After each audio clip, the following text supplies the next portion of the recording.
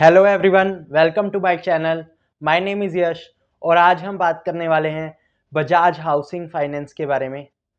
Bajaj housing finance की listing हुई थी कुछ टाइम पहले और तब से ये गिरता आ रहा है। लिस्टिंग से ये स्टॉक बहुत ज़्यादा गिर चुका है। अभी 110 के प्राइस पर चल रहा है ये स्टॉक और ये लिस्टिंग से बहुत ही नीचे चल रहा है अभी। और इस पे बहुत सारे क्वेश्चंस आते हैं कि इस स्टॉक का क्या होगा, ये ऊपर जाएगा या नीचे जाएगा। आज हम इसका टेक्निकल और फाइनेंशियल एनालिसिस करने वाले हैं। तो हम देखेंगे फाइनेंशियल एनालिसिस में कि ये स्टॉक अंडर वैल्यूड है या ओवर वैल्यूड है, और टेक्निकल एनालिसिस से हम देखेंगे कि इसमें अभी अप मूव बन रहा है या डाउन मूव बन रहा है। इसका चार्ट देखेंगे कि वो स्ट्रॉन्ग है या वीक है। तो चलिए शुरू करते हैं फंडामेंटल एनालिसिस के साथ। बजाज हाउसिंग फाइनेंस का मार्केट कैप 92,000 करोड़ का है। कंपनी अभी 110 के प्राइस पर चल रही है और जो इसका स्टॉक पी है वो 40 का है। यहाँ पर हमें दिखता है कि ये कंपनी लगातार नीचे गिरती जा रही है। जहाँ से इसने लिस्टिंग हुई थी इसकी, वहाँ से ये लगातार नीचे गिरती जा रही है। हम एक बार इसका पीर्स कंपैरिजन कर लेते हैं। पीर्स कंपैरिजन मतलब इसी इंडस्ट्री में जो बाकी कंपनी है उसके साथ एक बार कंपेयर कर लेते हैं। यहाँ पर जो इस कंपनी का पी है वो 40 का है और मीडियन पी जो है 18 का है इंडस्ट्री का। तो ये इंडस्ट्री के पी से बहुत ऊपर चल रही है, तो यहाँ पर ये स्लाइटली ओवर वैल्यूड लग रही है हमें। यहाँ पर अगर हम इसके बुक वैल्यू की बात करें, मतलब पीबी रेशो की अगर बात करें, तो पीबी रेशो भी इसका ओवर वैल्यूड है। यहाँ पर 4.6 का है और कंपनी 1.9, इंडस्ट्री का पीबी जो है वो 1.92 का है। यहाँ पर एक जो बहुत अच्छी चीज़ है इस कंपनी में देखने लायक, वो ये है कि रिवेन्यू लगातार बहुत तेज़ी से ग्रो कर रहा है कंपनी का, और जो नेट प्रॉफिट है वो 300 करोड़ से 583 करोड़ हो गया, मतलब नियरली 600 करोड़ हो गया, मतलब 2 टाइम्स हो गया है सिर्फ कितने ईयर्स में, 2.5 ईयर्स में सिर्फ।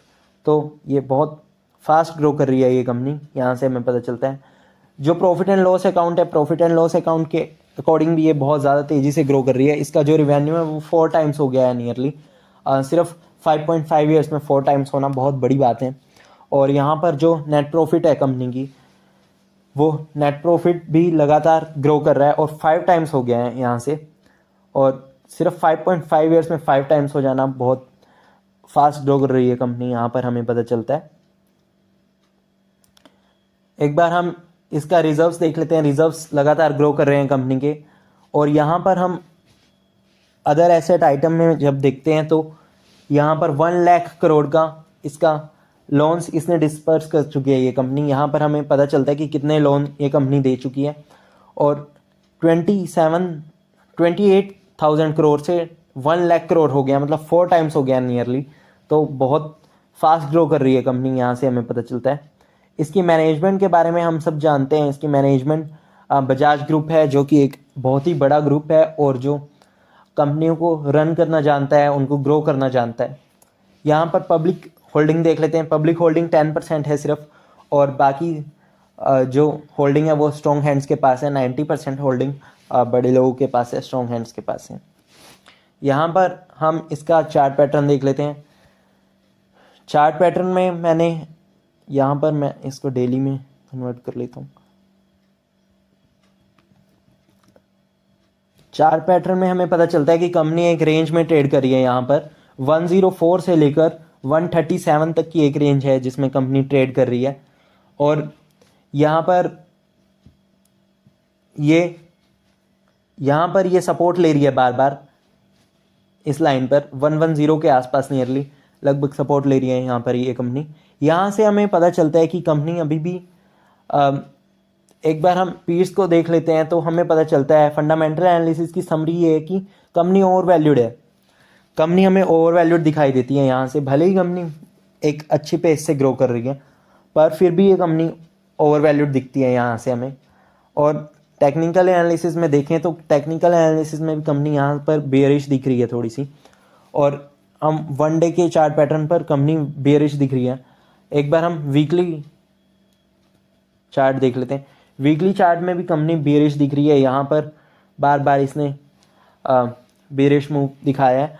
और यहाँ पर एक चीज़ देखने की है कि मुझे नहीं लगता ये कंपनी 104 को ब्रेक कर सकती है। हो सकता है एक बार के लिए नीचे क्लोज कर दे, पर फिर वापस से ऊपर आएगी। यहाँ पर इस कंपनी को और कंसोलिडेशन करने की ज़रूरत है। मुझे लगता है यहाँ पर और कंसोलिडेशन होगा। अभी इसी रेंज में कंपनी ट्रेड करेगी अभी कुछ टाइम तक, और उसके बाद ये एक अच्छा मूव दे सकती है ये कंपनी। पर अभी के लिए ये कंपनी ओवर वैल्यूड है और बेयरिश दिख रही है हमें यहाँ पर चार्ट पैटर्न में भी।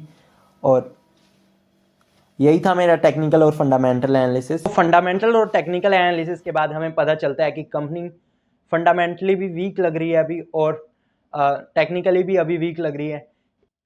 ये एक अच्छी कंपनी है, अच्छे पेस से ग्रो कर रही है, पर जो इसकी वैल्यूएशंस हैं अभी वो बहुत ज़्यादा एक्सपेंसिव हैं, और हमें बहुत सारी अदर अपॉर्चुनिटीज़ दिखती हैं मार्केट में। जैसे कि मैंने भी वीडियोस बनाए हुए हैं एप्टस पे, एप्टस वैल्यू हाउसिंग फाइनेंस पे एक वीडियो है मेरा, और सम्मान कैपिटल पर एक वीडियो है। तो इससे बेटर अपॉर्चुनिटीज़ हमें मिलती हैं मार्केट में, और इससे लो वैल्यूएशन पे हमें बेटर अपॉर्चुनिटीज़ मिलती हैं मार्केट में। तो इसलिए मुझे लगता है कि ये अभी बेयरिश है। तो thank you for watching the video, और अगर आपको वीडियो पसंद आया तो लाइक शेयर एंड सब्सक्राइब कीजिएगा। Thank you.